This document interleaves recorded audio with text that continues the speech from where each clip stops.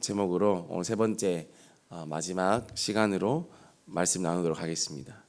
앞전에는 하나님께서 쓰시는 사람에 대해서 두 번에 걸쳐서 6가지에 대해서 말씀드렸습니다. 첫 번째는 하나님께서 주신 삶의 목표를 받아들이는 사람을 쓰신다 했습니다. 두 번째는 그것을 위해 대가를 기꺼이 치르는 사람.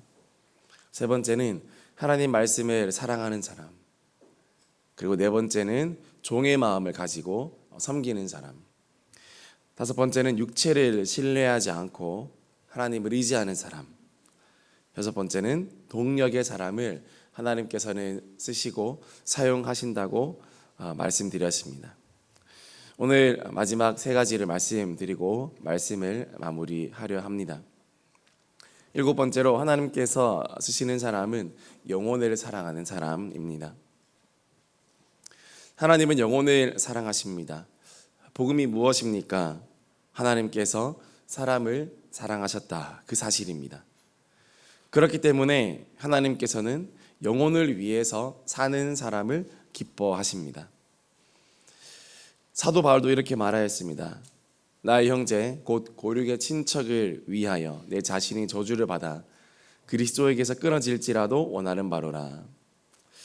영혼을 향한 구원의 열정을 사도 바울이 가졌던 것입니다. 영혼을 향한 사랑과 영혼을 향한 관심이 사도 바울에게 충만했습니다. 예수님에게도 충만했습니다. 영혼을 사랑할 때, 또 영혼을 향한 마음이 있을 때 하나님께서 그 사람을 귀하게 여겨주시고 또 사용해 주신다라는 사실입니다. 천부인권이라는 말을 들어보았지 않습니까? 이 천부인권 어디서 나왔습니까? 바로 성경 말씀에서 나온 것입니다. 미국의 독립선언서에 이렇게 나와 있습니다. 모든 인간은 평등하게 창조되었다. 창조주가 부여한 양도할 수 없는 그 권리를 가지고 있다. 그렇게 이야기합니다. 이게 현대 모든 법의 근간이 되지 않습니까?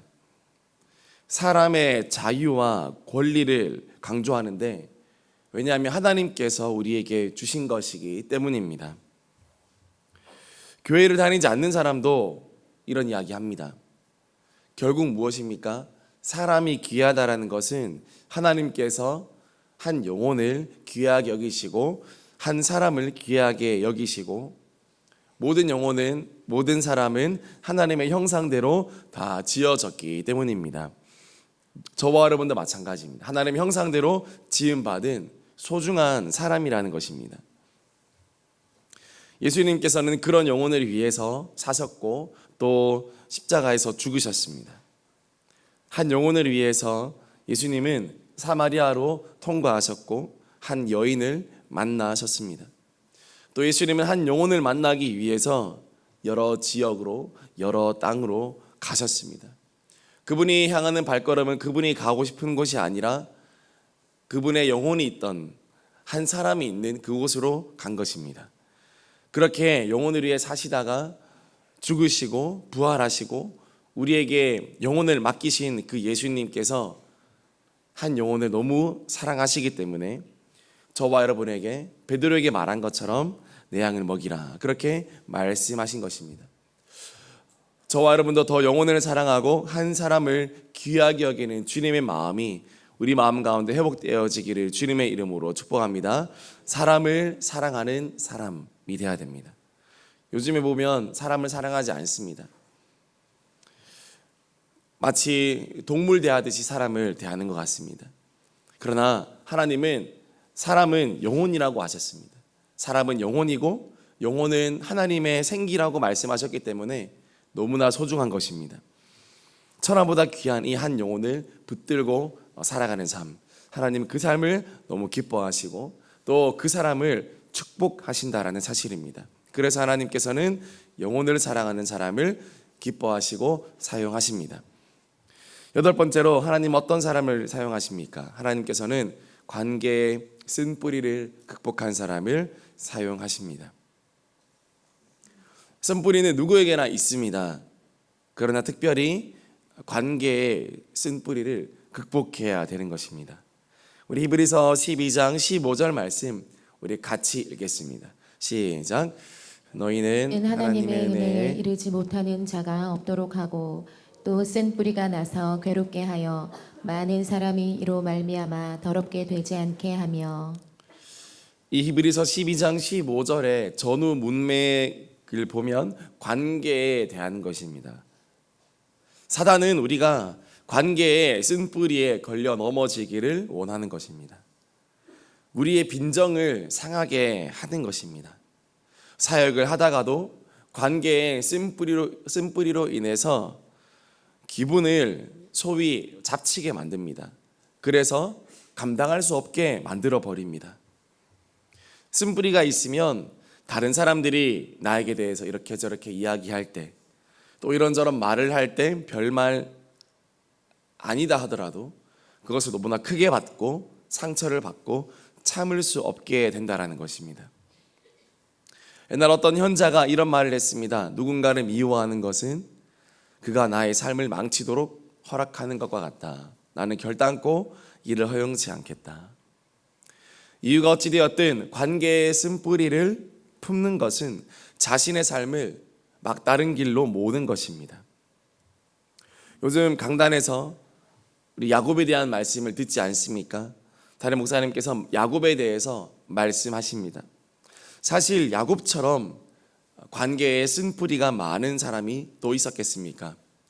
형 에서와의 관계, 또 배우자들과의 관계, 장인과의 관계, 자녀들과의 관계, 이웃과의 관계. 야곱은 그 어느 하나도 제대로 된 관계가 없었습니다. 왜 그랬습니까? 자신의 꾀로 사람을 너무 상대하려 하였기 때문입니다. 그럴수록 더 꼬이게 되었습니다. 처음에는 자신의 꾀로 사람과 관계했지만 나중에는 그것에 올무가 걸리고 자기 꾀에 자기가 넘어지는 그런 꼴을 야곱이 당했습니다. 그런데 어떻게 해결되기 시작했습니까? 야곱이 하나님을 상대하기 시작했을 때 더 이상 사람들이 아니라 하나님을 상대하기 시작했을 때 사람들과의 관계가 풀어지기 시작했다라는 것입니다. 여러분, 관계에 어려움이 있습니까? 관계에 쓴뿌리가 나를 발목 잡고 있습니까? 그것이 올라오고 있습니까? 그럴수록 우리는 어떻게 해야 될까요? 그럴수록 우리는 사람과 어떻게든 풀려고 노력해야 될까요? 물론 필요하면 그런 부분도 필요합니다. 그러나 본질적으로는 사람이 아니라 하나님 앞에 우리가 나와서 잠잠히 나아오기를 주님의 이름으로 축복합니다. 하나님께 무릎 꿇으면 사람 앞에, 세상 앞에 무릎 꿇지 않아도 된다. 이런 말 여러분 듣지 않으셨습니까? 하나님 앞에 울면 사람 앞에서는 울 필요 없다. 이런 말도 여러분 듣지 않았습니까? 하나님께 우리가 나아가서 하나님과 나와의 관계를 먼저 해결하면, 하나님과 나와의 관계가 풀어지기 시작하면 내 이웃과의 관계, 또 사람과의 관계도 해결되고 풀어지게 된다는 것입니다. 그 관계도 주님께 온전히 맡겨야 된다는 것입니다. 야곱이 세겜에서 베델로 올라갈 때 하나님이 이스라엘 자리에서 다시 무너진 제단을 쌓을 때, 다시 하나님을 상대하기 시작했을 때 관계의 실타래가 풀어지기 시작했다는 것입니다. 야곱이 그의 인생을 어떻게 시작했습니까? 광야에서 돌베개 하나 베고 하나님만을 바라보면서 그의 인생을 출발하지 않았습니까? 하나님밖에 없었습니다.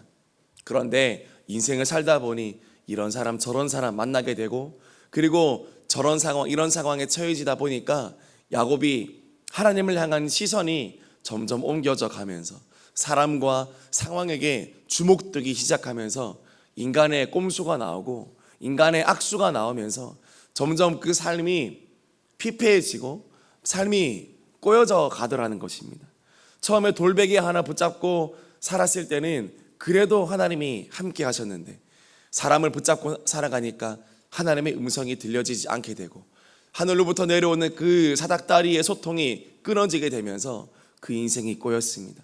그래서 하나님이 다시 그 인생 가운데 찾아오셔서 야곱을 만나 주시고 다시 나 봐라, 나 봐라, 사람 보지 말고 나 봐라, 그렇게 하나님이 야곱에게 말씀하셨습니다.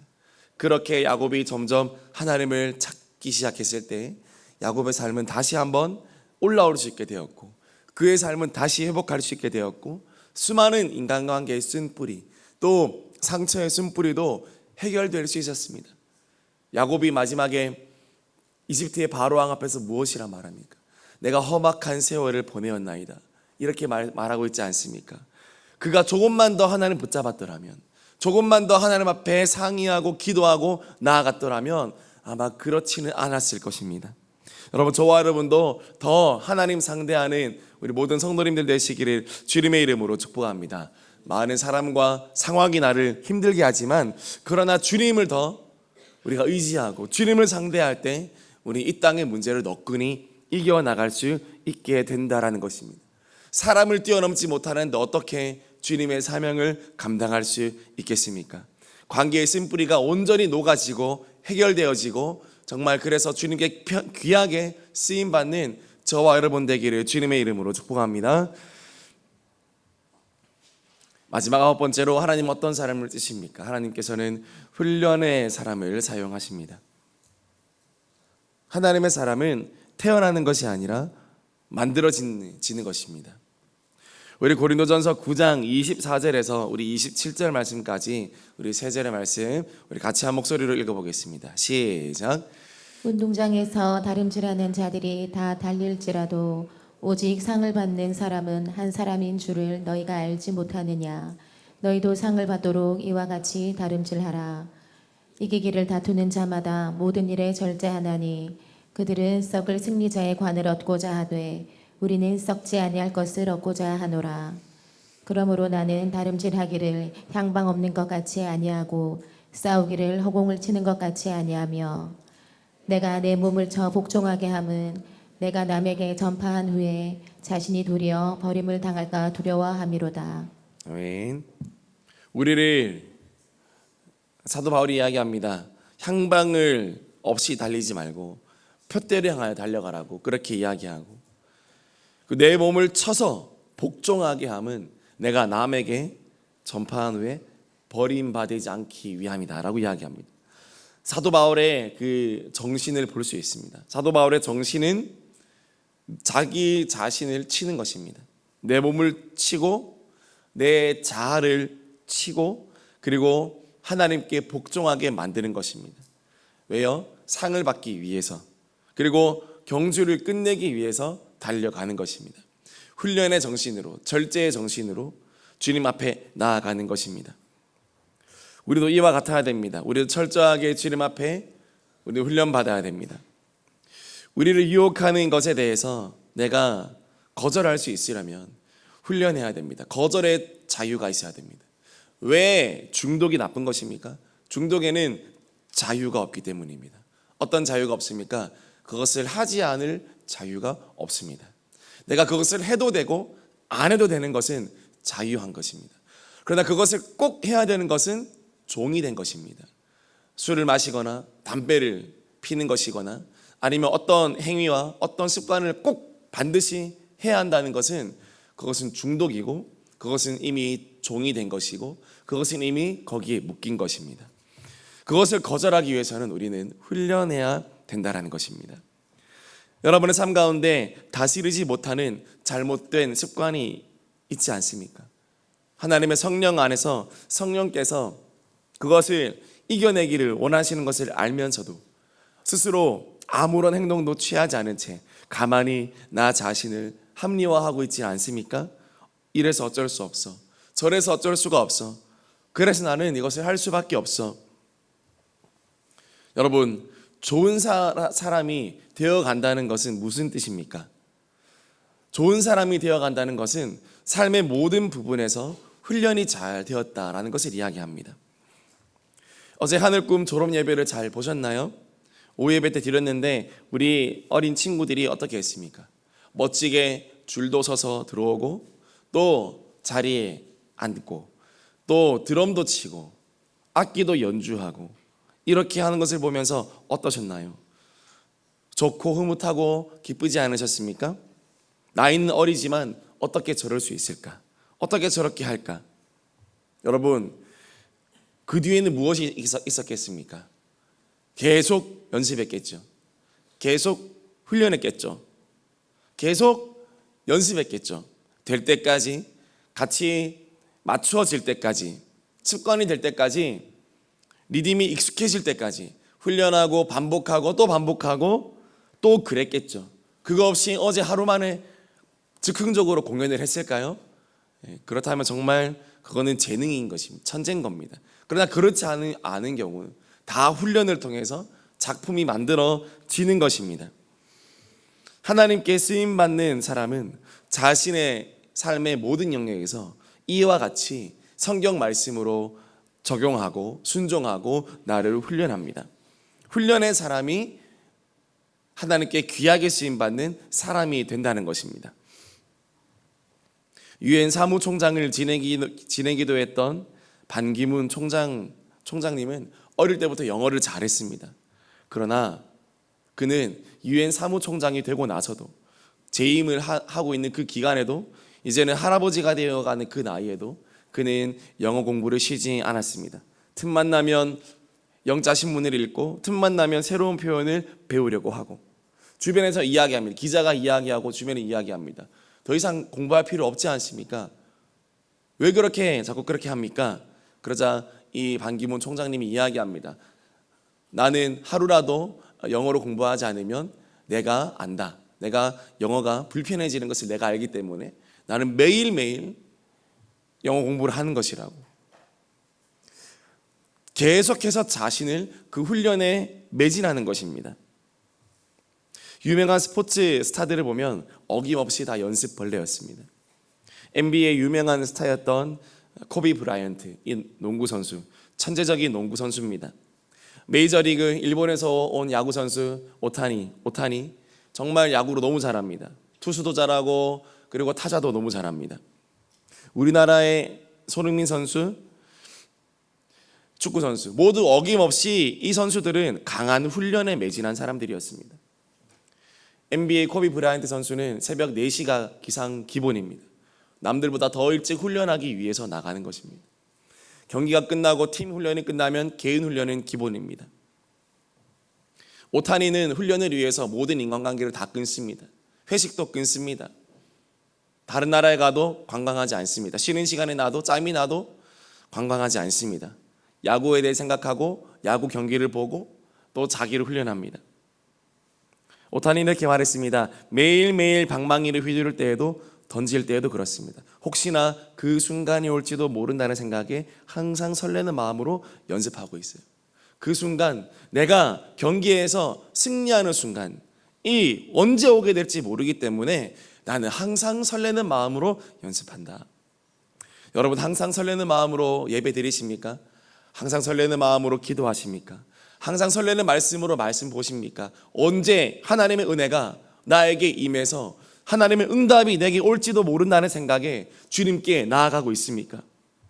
손흥민 선수 팀에서 박탈될 위기에 처했는데 그것도 모르고 살도 찌고 그리고 연습도 하지 않고 있다가 아버지께 불려나가서 2달 동안 정말 지옥 훈련을 하고 돌아왔을 때 팀에서 그를 다시 받아주고 인정해주고 그때가 아니었다면 그는 아마 더 이상 유럽에서 뛸 수 없었을 것이라고 그렇게 이야기합니다. 여러분, 그리고 이 3명의 공통점이 또 있습니다. 훈련을 너무 좋아하는데 자기가 하는 일을 너무 사랑한다는 겁니다. 코비는 농구를 너무 사랑하고 오타니는 야구를 너무 사랑하고 손흥민은 축구를 너무 사랑합니다. 저와 여러분은 누구를 사랑해야 되겠습니까? 야구를 사랑하면 될까요? 농구, 우리 DB의 친구들 농구 너무 사랑하는데 그렇게 하면 될까요? 그것보다 더 사랑해야 되는 게 무엇일까요? 우리는 예수님을 이토록 사랑해야 될 줄 믿습니다. 예수님을 사랑함으로 예수님과 관계를 맺고 예수님께 생각을 줬고 예수님의 말과 예수님의 모습을 보면서 우리는 예수님께 빠져 살아야 된다는 것입니다. 그럴 때 우리는 제자로서 온전히 살아갈 수 있고 그런 훈련을 받을 때 제자로서 강력한 제자로 사명 감당할 수 있게 된다는 것입니다. 훈련은 재능을 능가한다라는 말이 있지 않습니까? 아무리 탁월한 재능이 있어도 훈련받지 않으면 쓸모가 없다는 것입니다. 제자로서의 삶이 마찬가지입니다. 제자, 이 제자란 디사이플이라는 말은 훈련, 이 디스플린이라는 말과 같은 어원에서 나오는 말이지 않습니까? 제자는 철저히 예수님의 말씀대로 훈련받는 사람인 것입니다. 여러분, 하나님의 훈련을 잘 받기를 주님의 이름으로 소망합니다. 하나님의 훈련 코스를 끝까지 잘 견디시기를 주님의 이름으로 축복합니다. 왜 많은 사람이 중도 탈락합니까? 왜 많은 사람이 중간에 포기합니까? 지금 이 순간이 하나님의 훈련 코스 과정에 있다는 것을 모르기 때문입니다. 이게 하나님이 나를 연단시키고 나를 훈련시키는 과정이라는 것을 알지 못하기 때문에 시험 드는 것입니다.